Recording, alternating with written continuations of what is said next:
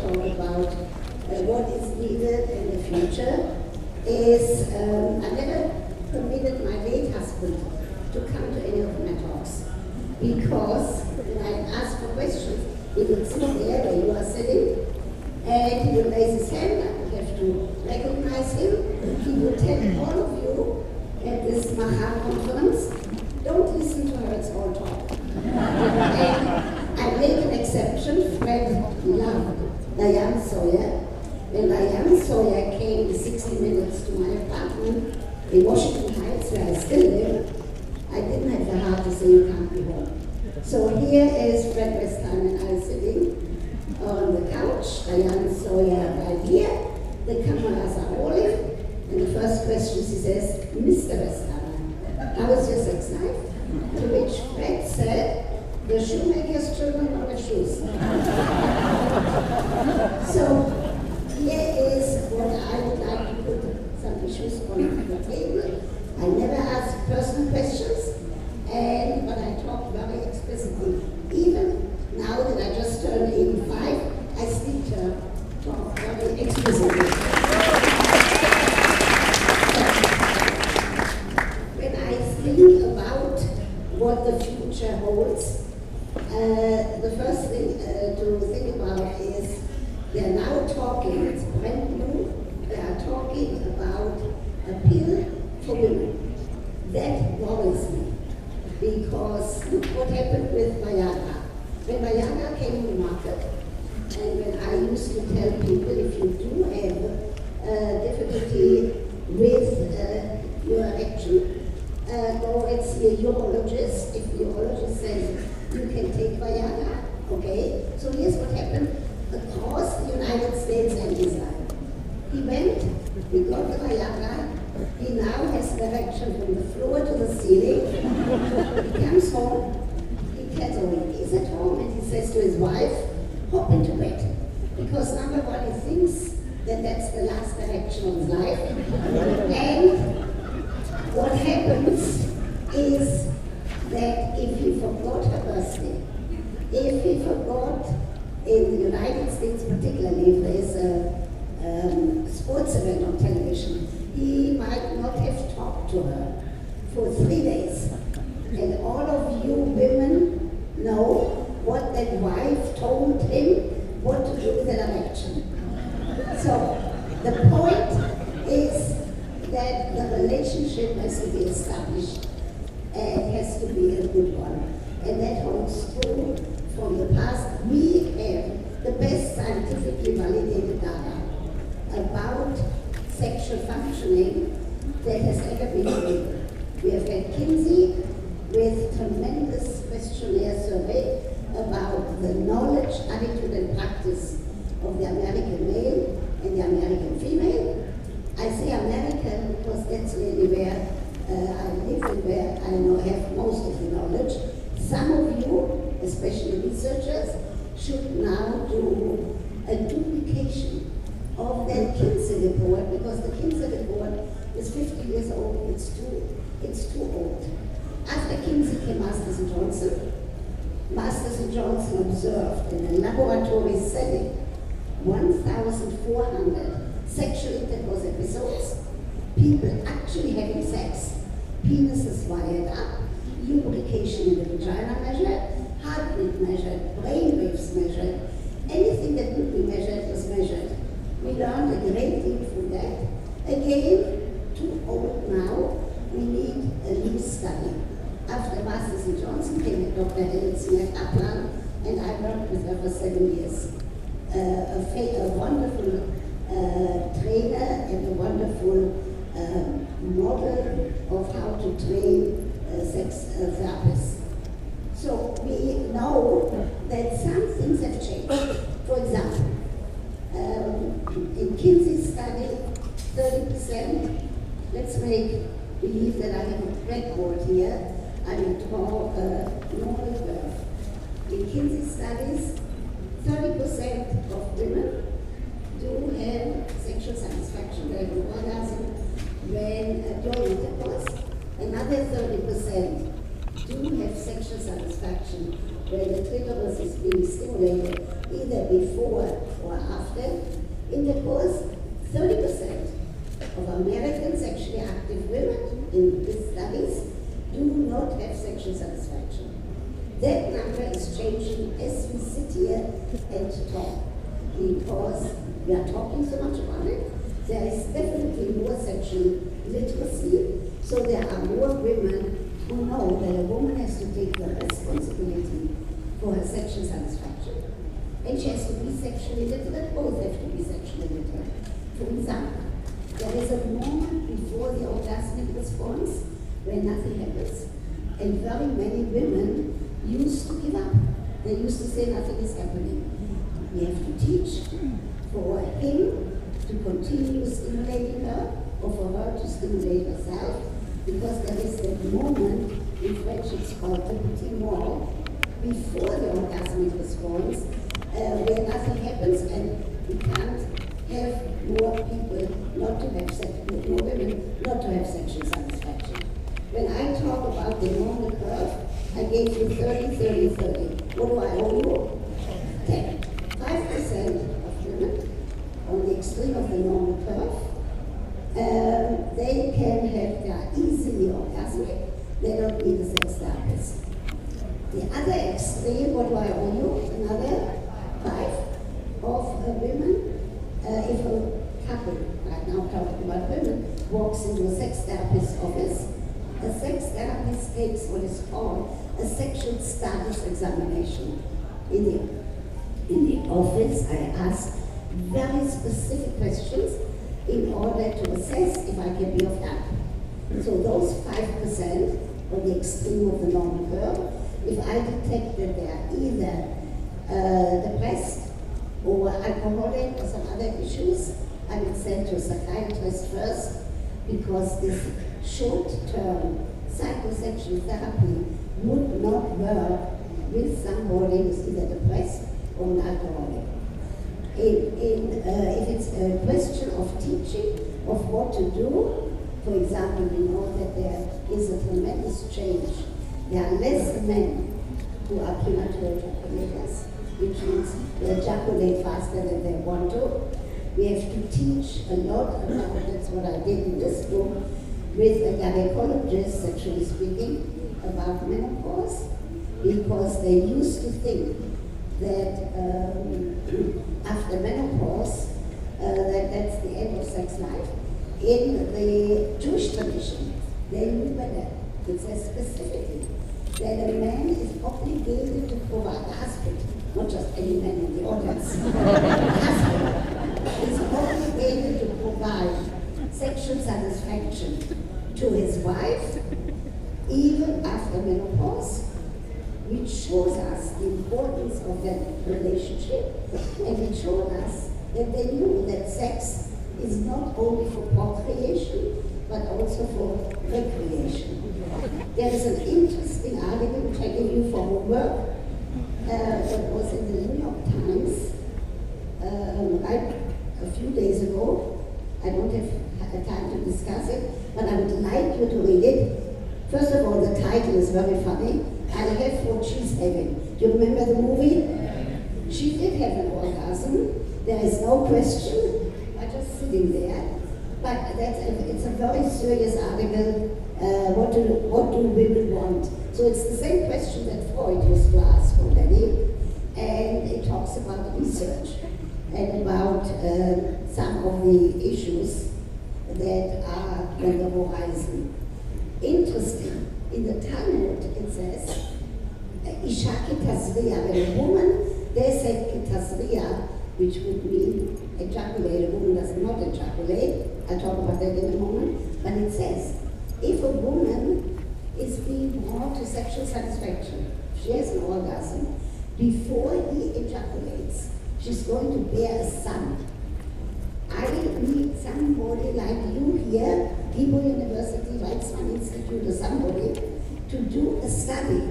Who knows, there might be something in the lubrication that is conducive to the male spermatozoa to get up there faster. We don't have a study yet. In the Jewish tradition, what we can learn is that importance of the relationship.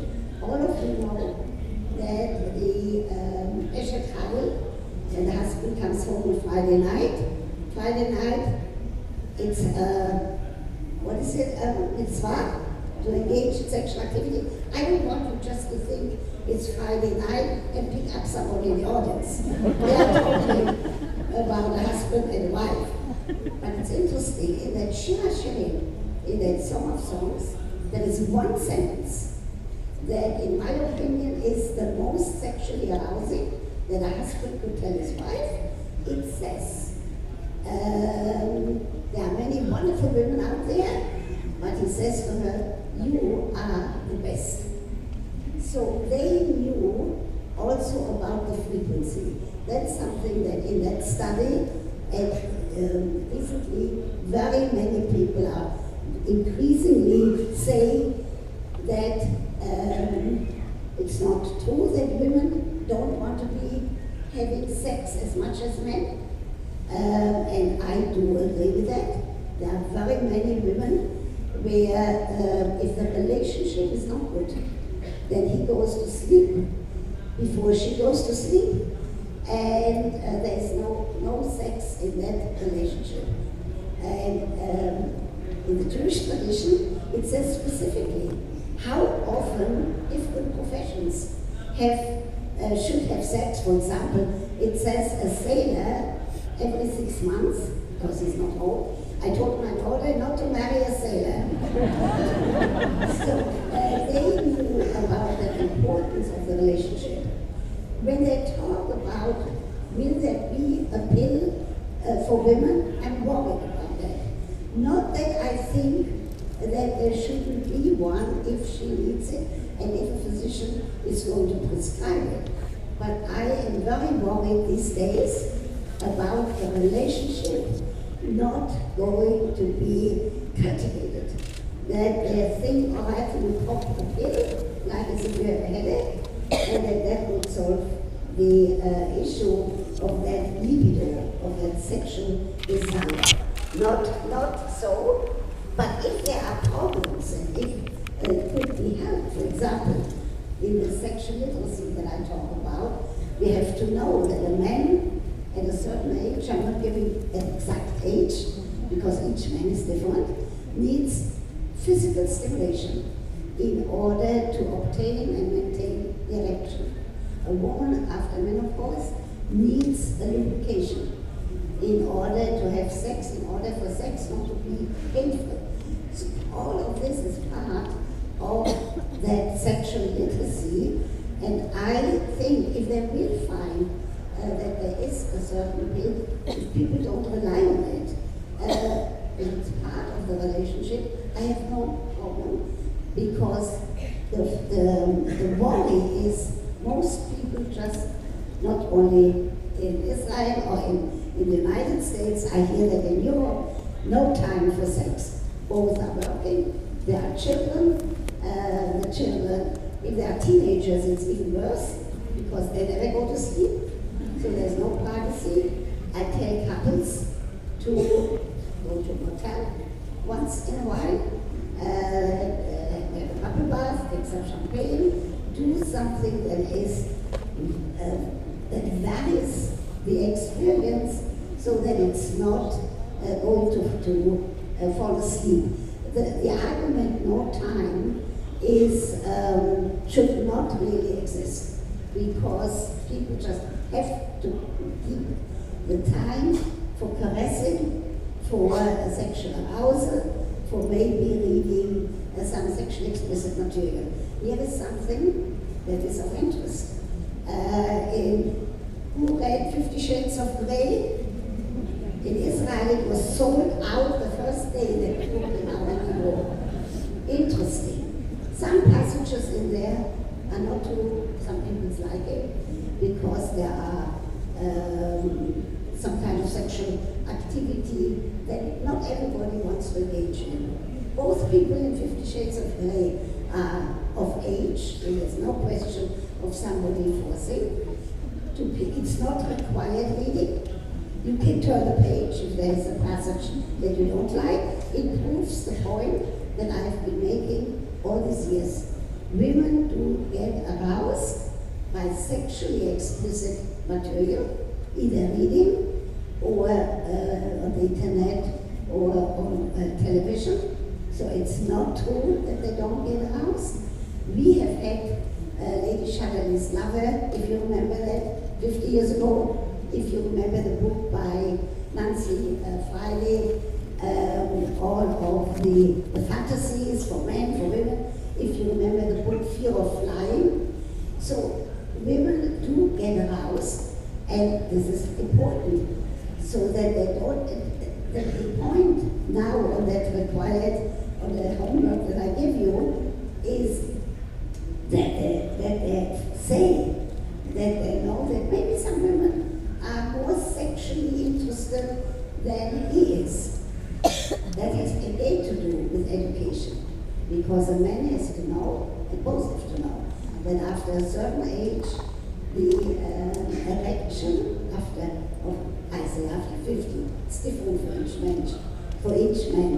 The erection is not as firm as it was before.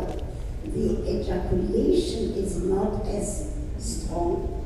The woman's orgasm is not as strong as it was before menopause. But we have to say, so what? Use whatever there is available and make sure that you keep that sex life alive. Here, right now in Jerusalem, all of you have a partner here, not? Remember what I told you?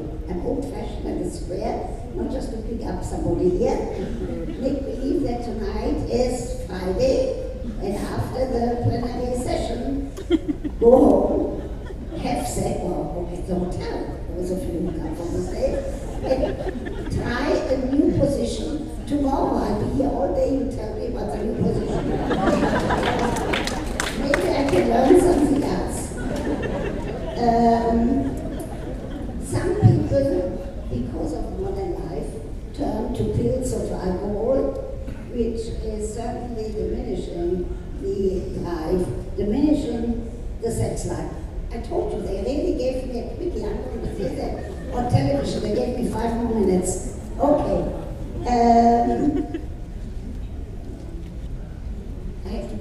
Never mind the 5 minutes. What we have to be careful is we have to bury old myths. We have to bury those myths that women are not interested in sex. We have to bury the myths of like the Puritan British Victorian mother told her daughter at the night of the wedding ceremony, lie back and think of England. We can't do that anymore.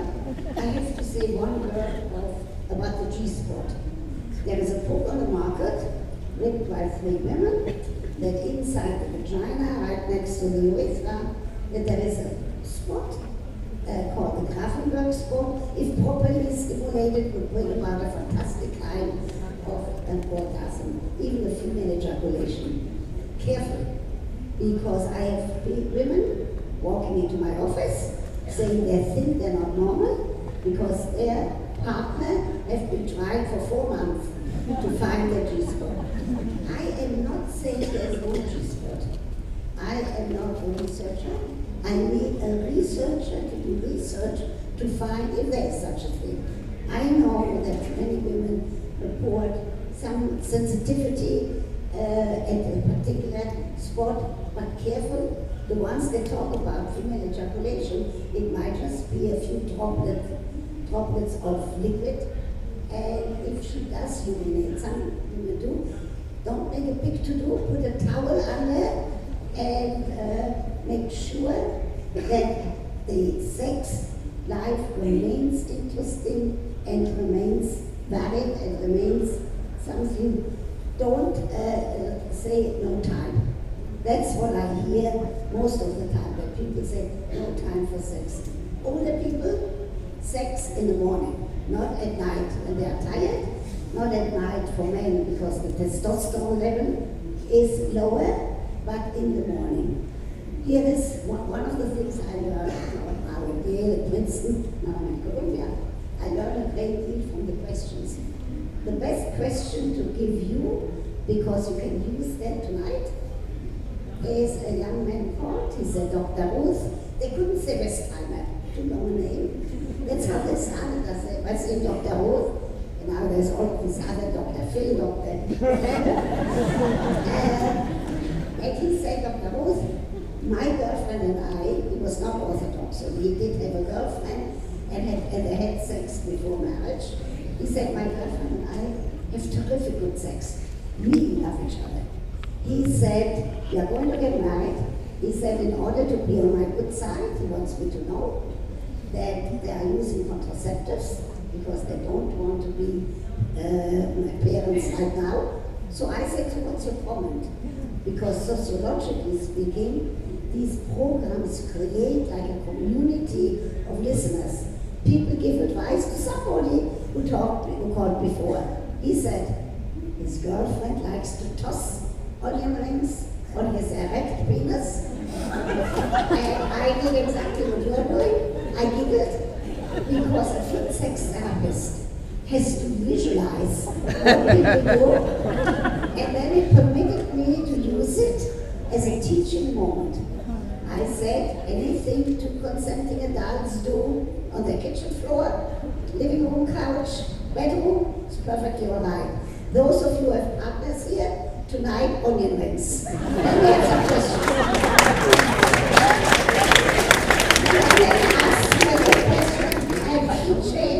Sex for dummies. Here's a microphone. Can I have a question? Yeah, here's one. There's another one. You have to walk very fast. Give me half an hour. So quickly. Okay. Thank you. I don't know if my question is I don't know if my question is a little pinch, but I read research that saying that basically after 3 to 5 years together, evolution has made the human species survive due to the fact that once you have babies, you take care of the baby, it takes 9 months, 3 years. Okay, let me tell you something. For you specifically, here, I have what she said is the answer to your question. The most important point is boredom has to be thrown out of the room. If it's the same position, if it's the same night of the week, if it's not a little bit adventure, in the Talmud it says, a man can do with his wife as he pleases, even from behind. That does not mean anal intercourse, that means inserting the penis into the vagina from behind. For a sex therapist, a very interesting position to teach because it permits the clitoris to be stimulated either by him or by her. So we can learn a lot of things. The boredom is the most, it's even worse than say, I'm tired. The boredom has a kind of a connotation that there's something wrong in the whole relationship. That it's not only being bored during the sexual act, but being bored with each other. Careful about that. Okay, one more. This is a little bit more serious question. I work as an oncology nurse, and a lot of my patients, they're either tired after work or there are other issues, among many other things. What advice would you give me to give them as far as continuing having sex? Because there's a lot of issues there. I have to tell you that I just did a book for